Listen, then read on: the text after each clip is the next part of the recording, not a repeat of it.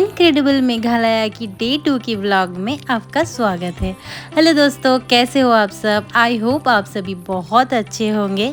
मेघालय के डे 1 की व्लॉग में मैंने आपको दिखाया था मपुन फॉल्स और यहाँ से वापस लौटते वक्त हमें हो चुकी थी शाम और हमें मिला था यहाँ पे एक बहुत ही प्यारा सा विलेज। इस विलेज की कुछ ही दूरी में था हमारा होटल, जहाँ से हमारी डे 2 की जर्नी शुरू होने वाली थी। मन तो कर रहा था इसी विलेज में अगर कोई होम स्टे होती तो हम रुक जाते, लेकिन यहाँ पर कुछ था नहीं, इसलिए हमें काफ़ी दूर जाना पड़ा हमारे होटल के लिए।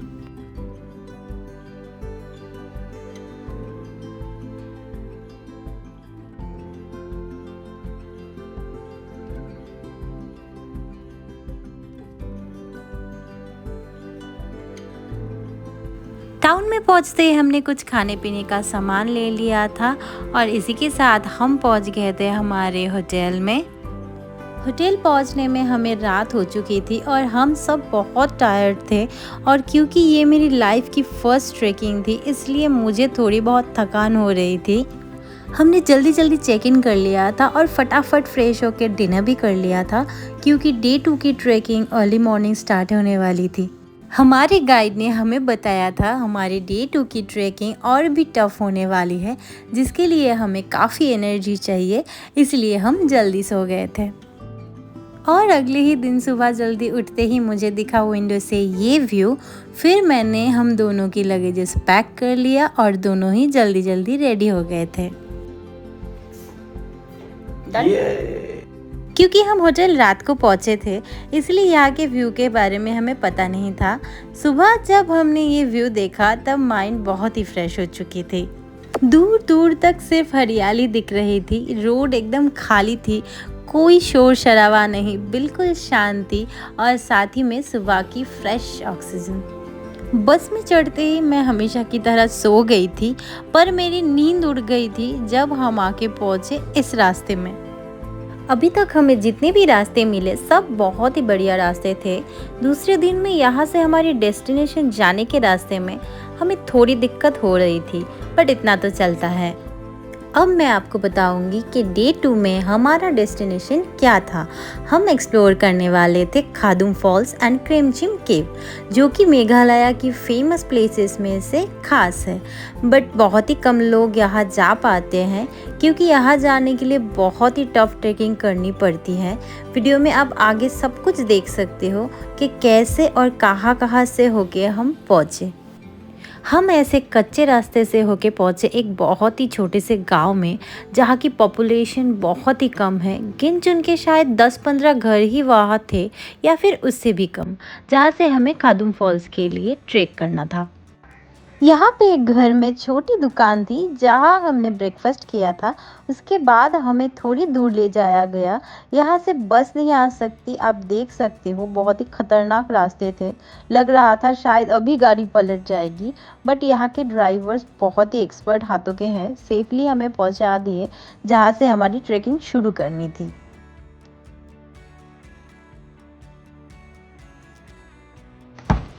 Okay. Help me one second.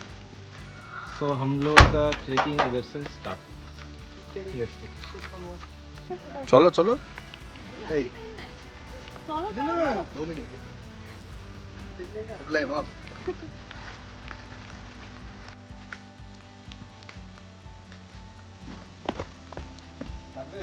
लो, आप देख सकते हो कितने घने जंगलों के बीच में से हमने अपनी ट्रेकिंग स्टार्ट करी थी, और बहुत कम जगह थी चलने के लिए, बट हम हिम्मत के साथ आगे बढ़ते गए।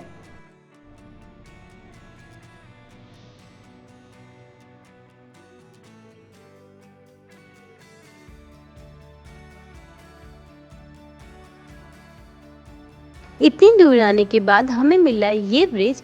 ये शायद आपने कुछ लोगों की रील्स में या फिर फोटोज में देखी होगी।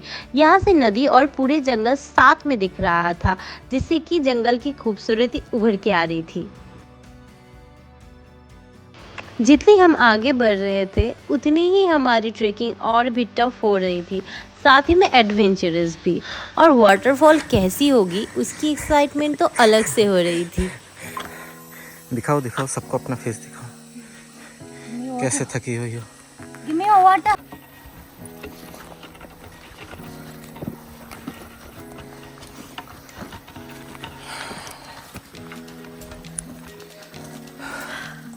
Hello guys, we have been hiking since last 1.5 hours and another 30 minutes to go, and this is my wife's first trekking and she is superb.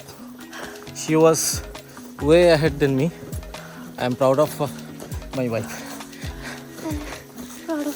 जितनी हम आगे बढ़ रहे थे उतनी ही हमारी ट्रैकिंग और भी टफ हो रही थी, साथ ही में एडवेंचरस भी। और वाटरफॉल कैसी होगी उसकी एक्साइटमेंट तो अलग से हो रही थी। सबकी हालात बहुत ख़राब हो चुकी थी। एक तो धूप से बेहाल, ऊपर से करीबन 1.5 घंटे से हम पैदल चल रहे थे और 30 से 40 मिनट तक शायद हमें और चलना था। जंगल की बात करें तो ऐसी वैसी जंगल नहीं थी, बिल्कुल घने जंगल थे और खतरों से भरे रास्ते भी। यहाँ अकेले आने से तो इंसान 100 बार सोचे, बिना टूर गाइड के हम जैसे आम आदमी तो भाई नहीं आ सकते यहाँ। जंगल के बीच बीच में इतने भूल भुलैयों से रास्ते थे, अगर सही से ना पता हो कि कौन से रास्ते से जाना चाहिए तो गुम होना तो पक्का है। इसलिए गाइस, मेघालय एक्सप्लोर करना चाहते हो तो अपनी सेफ्टी के लिए किसी अच्छे गाइड को ही चूज़ कीजिए। आगे बढ़ते हुए हमें यहाँ बहुत से बटरफ्लाइज देखने के लिए मिल रहा था। एक साथ इतनी बटरफ्लाइज मैंने और कहीं नहीं देखी थी। धूप इतनी तेज़ थी कि 1.5-2 घंटे चलने के बाद स्किन टोन एकदम डार्क हो चुकी थी। इसलिए यहाँ आने से पहले सन प्रोटेक्शन के लिए जो ज़रूरी है सब ज़रूर ट्राई करना दोस्तों।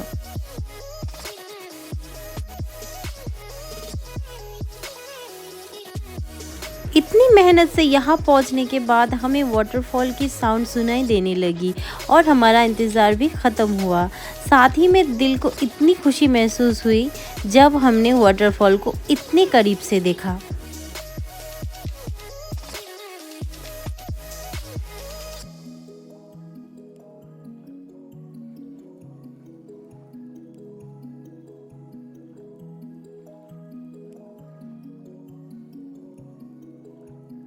सच बता रही हूँ दोस्तों, ये खुशी बयां करने वाली कोई लफ्ज़ ही नहीं है मेरे पास। इसकी खूबसूरती आप जब इतने पास से देखोगे आपको ये कोई फॉरेन कंट्री से कम नहीं लगेगी। ये खादुम वाटरफॉल तो मुझे बेस्ट वाटरफॉल लगी थी। आगे की ब्लॉग में मैं और भी वाटरफॉल्स आपको दिखाऊंगी। आप बताना कौन सी वाटरफॉल आपको बेस्ट लगी।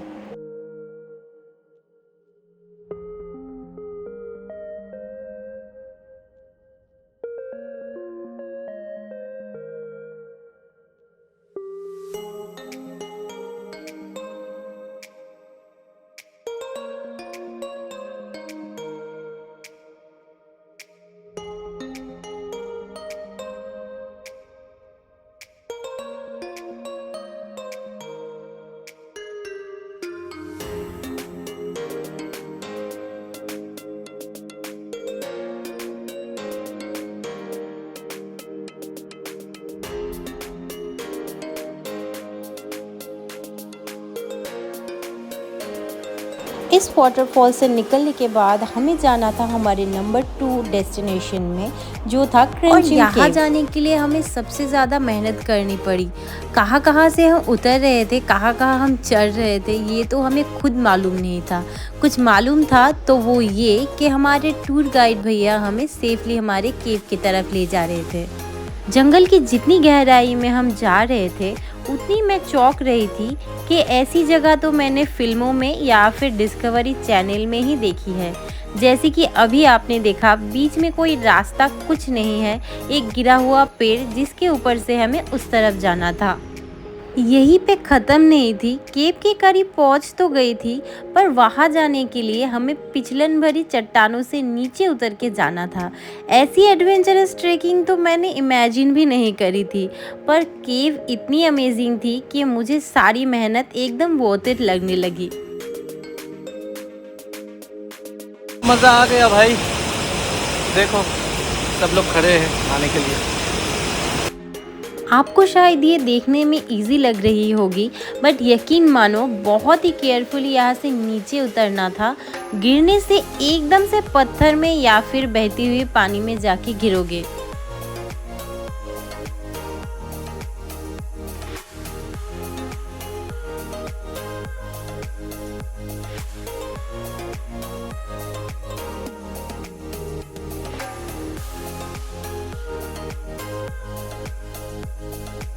हम सबके पास आपने पहले से ही लाइफ जैकेट देखी होगी।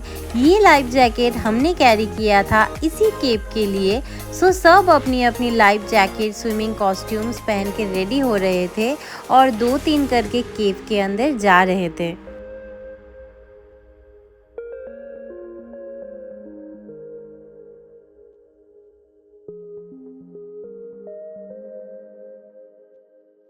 अब केप के अंदर जाना भी इतना इजी नहीं था। पहले थोड़ी सी पानी से होके फिर एक बड़ी पत्थर में चढ़ना पड़ा, फिर बहुत ही छोटी सी जगह, इतनी छोटी कि एक साथ आप 2 पैर भी नहीं रख पाओगे। जगह बहुत ही रिस्की था, इसलिए फ़ोन से वीडियो बनाना सेफ़ नहीं था। बट नीचे से आपको स्क्रीन में जो वीडियो दिख रही है उससे आपको शायद अंदाज़ा हो जाएगा।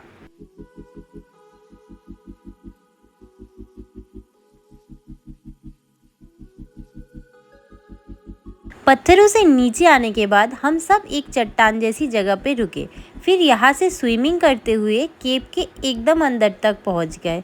अंदर जाते ही इतनी ठंड लगने लगी क्योंकि केप के अंदर सूरज की रोशनी नहीं पड़ती है, इसलिए वहाँ का पानी बहुत ही ठंडा होता है, लेकिन मज़ा बहुत आ रहा था।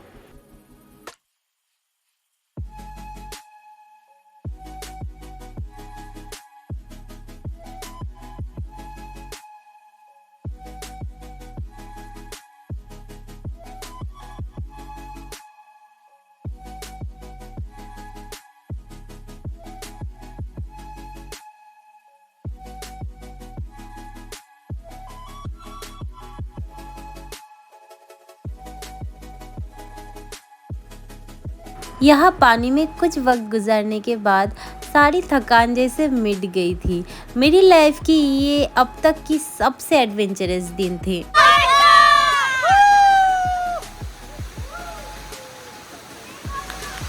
अब आपको दिखाती हूँ कि कैसे हम इस केप के उस चट्टान के उस पार गए थे।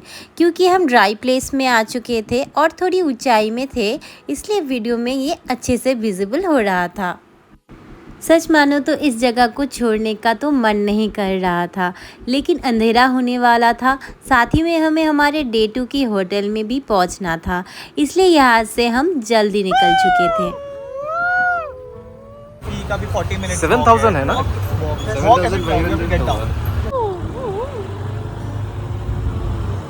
ये ट्रेवलर को भी ऐसा विदाउट वाइफ